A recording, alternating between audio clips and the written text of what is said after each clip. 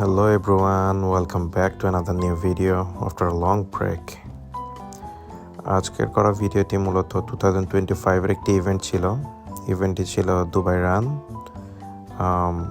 আমি চলে গিয়েছিলাম দুবাই ফ্রেমের পাশে সেই প্লেসটিতে, যেখান থেকে আমি কম্পিটিশনের জন্য টি শার্ট এবং বিপ কালেকশন করব।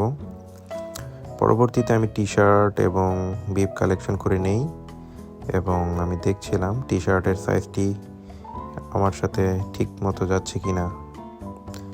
And yes, this one fit well with me. কিছুক্ষণ ঘুরে দেখলাম এবং কিছুক্ষণ ঘোরার পরে বাস্কেটবল খেলার জন্য চলে আসলাম। দেখলাম ফাঁকা।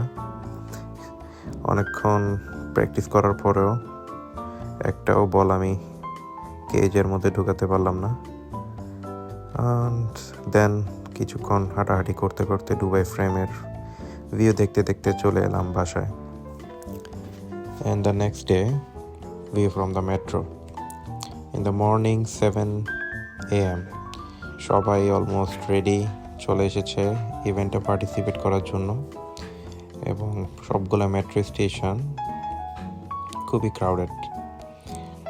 সবাই সবার ফ্যামিলি মেম্বার এবং ফ্রেন্ডস সবাইকে নিয়ে চলে এসেছিল।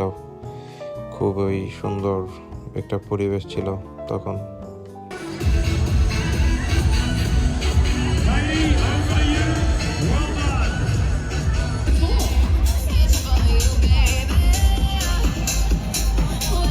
Honestly, without our partners, the support.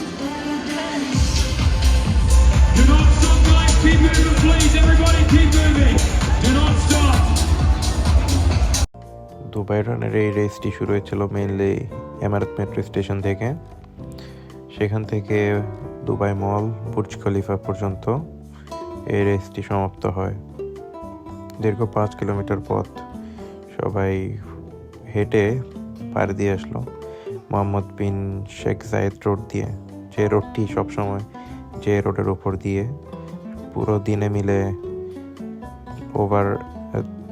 Over lakhs vehicle যাওয়া আসা করে। সেই রাস্তাটি এখন বন্ধ শুধুমাত্র এই রেসটির জন্য। See you in another new video. Take care. Bye bye.